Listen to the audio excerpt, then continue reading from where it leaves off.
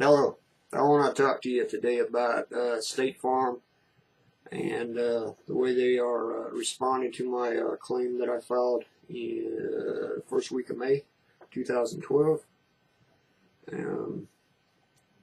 What they've done is they have hired a law firm to defend the claim because they have the impression that it's fraudulent, or they're using fraud as a defense, as identified by an attorney I hired to examine my paperwork.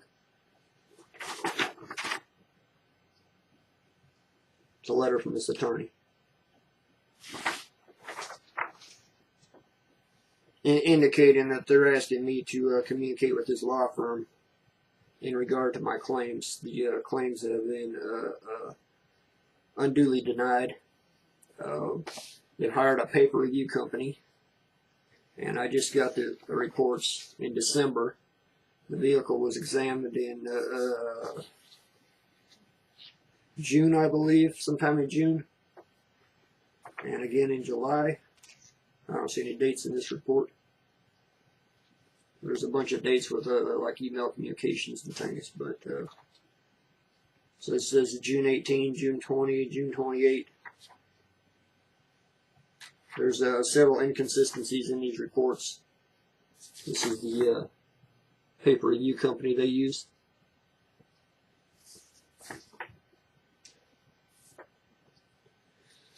And when I met with the man, he was about 60 years old. I've since discovered that he works exclusively for insurance companies to dispute claims. Since this report was prepared at the expense of State Farm, the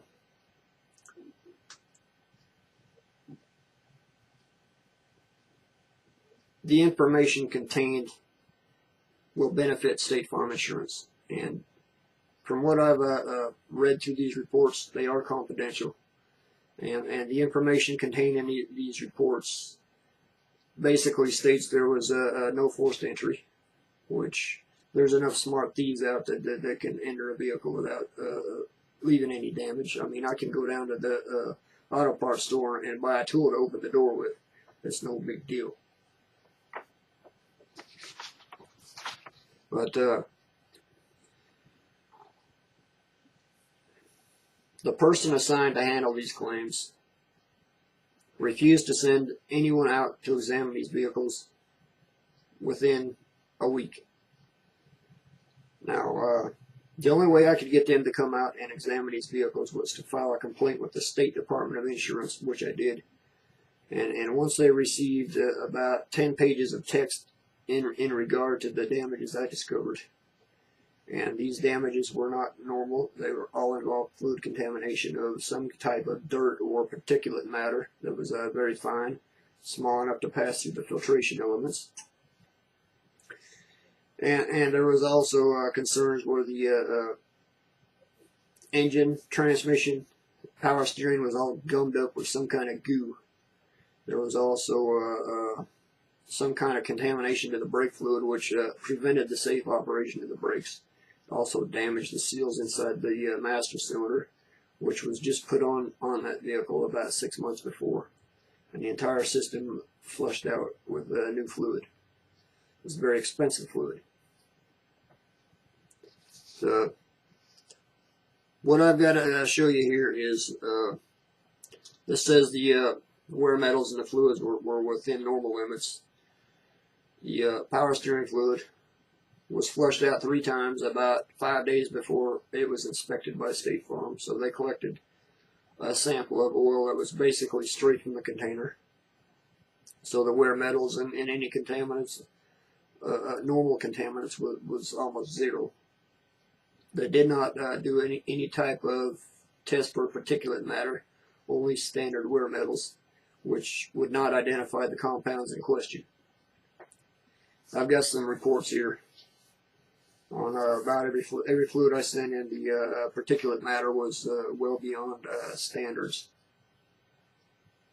This one here says that the lab cannot determine what type of solvent was added to the fluid.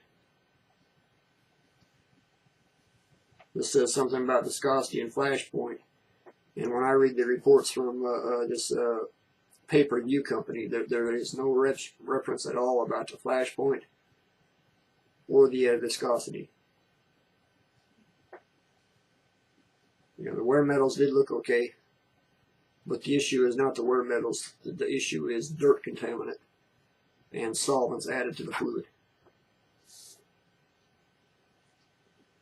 So it's right here the ISO cleanliness code of this is a dirty reading. We suggest changing the oil at. Gives a limit of what a dirty standard is, and this test was well beyond that limit. It says we can't determine if the suspected contaminants are in the fluid or not. So basically, State Farm is denying any responsibility because they can't determine without a reasonable doubt that fluid contamination occurred. Well, there's no way to determine exactly which compounds are in here unless you know exactly which compound it is and have some lab test for that compound. And there's really no standard test for that. There's a test to check sugar and fuel. That's not the problem.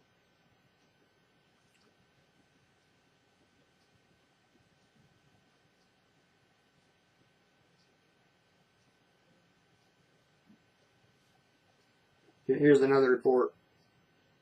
It says the ISO cleanliness code is dirty but still high enough to suggest taking the oil out of service. I've got similar results here. I've got another test I did on the transmission in November, and it was still too dirty for continued service, although the wear metals had reduced a little bit. Let's see. Iron went from 135 down to 82 after the fluid had been changed out 2 times in it, plus a filter and the pan was cleaned. It had at least 5 gallons of fluid run through it to flush it out. And it's still washing away dirt contaminant. That test was done 1,000 miles since it was last tested. Normal drain interval would be around 30,000 miles. But I'm very disappointed with the way State Farm's handling my claim. These reports are not complete. What I'm looking at right here, there's no conclusion in it. One of the reports has the conclusion from a different claim. The engine company, or engine analysis company, whatever this guy calls himself, he's so old he could barely take an oil sample, and he become frustrated when the hose wouldn't go down the tube. And I watched him skim the surface off of one fluid trying to get a clean result. He got kind of mad when I walked over and shoved the hose halfway down the reservoir so he could get a decent sample. I didn't put it on the bottom, put it about midpoint in it, the proper way to collect samples. You know, this man is very well educated in marine engines, and well, there's stuff in this report that I don't agree with. It said something on here about a busted fan blade. I don't know anything about no busted fan blade. If one vehicle has a new radiator, fan blades, fan clutch, water pump, replacement engine put in it. It says something in here about substandard repairs. I don't know what he's talking about. So it says the new fan belt on it's frayed. I don't know what he's talking about. The fan belt, fan tensioner, all that was replaced. So it was in like new condition. Anyway, I've got several reports here, and there's a lot of inconsistencies intended to identify that State Farm believes the problems I've reported to them is normal wear and tear. Although the person here to supervise the inspections noted that the mechanic rubbed the engine oil in his fingers, and he determined there was particulate matter in it, identified by ill expressions on his face and his report says that he never identified anything wrong with the engine oil. Although it was reported to me that there was other findings omitted from his paperwork. His paperwork also suggests that he could see clutch materials in the transmission oil. I don't know how he can see that. The only way you're going to identify that is through a spectrographic analysis. So he's writing his reports to favor the insurance company to deny my claim. And that is the best way to describe it, because this mechanic they hired works exclusively to deny insurance claims. That's what he's trained to do. That's what he does. And because State Farm is the one that paid him, his results are written to favor the insurance company, and that's a normal occurrence with State Farm from what I've been from the information I've obtained from other people who have filed claims with that company. In fact, it's to my attention the state of Mississippi is the Attorney General's office has filed a lawsuit against State Farm Insurance for fraudulent handling of Katrina victims and their homeowners claims. The reports I've seen is that State Farm hired 3 or 4 different paper review companies until they got a report that would support their position and deny the claims based on flood damage and not hurricane damage. It's just their way of finding a loophole in their policy. When I asked for the policy, they sent me some little pamphlet out. I mean, they print thousands of them things. They didn't even give me any information about my policy. And they give me some other sheet says these are the limits of your coverage, and the paperwork they sent me did not explain anything about the terms of my policy. It was just crap. As I looked at this pamphlet, it explained some of the terms, but it didn't tell me what my coverage was. And when my attorney asked for a copy of the policy, I said, I don't have anything. All I had was a little pamphlet and a little sheet that says that my property damage is $25,000 or whatever. I don't know. It was they're very good at selling policies that have no merit to them at all, and this is a trend in insurance. Even there's that one advertisement on TV that you plug into the ECM connector. Well, all that's going to do is download data, driving habits. It gives them ways to exclude any coverage if there's an accident due to negligence on your part or any excuse they can come up with to reduce your benefits, diminish your claim to no liability. And then that's the problem I have with State Farm, is that they're just grabbing excuses to prohibit them from having to cover my claim, because the 3 vehicles in question here have sustained enough damage to be considered a total loss.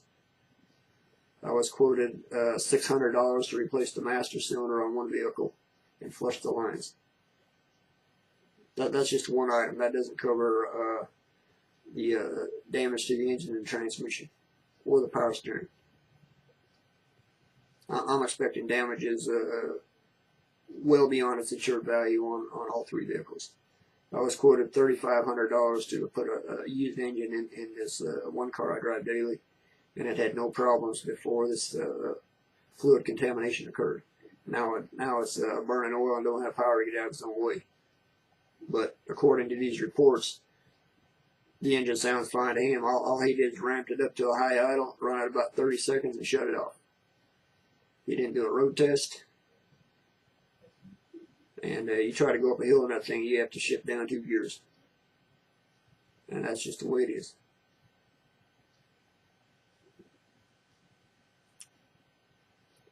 Well, this is what I have today. Thanks for your time.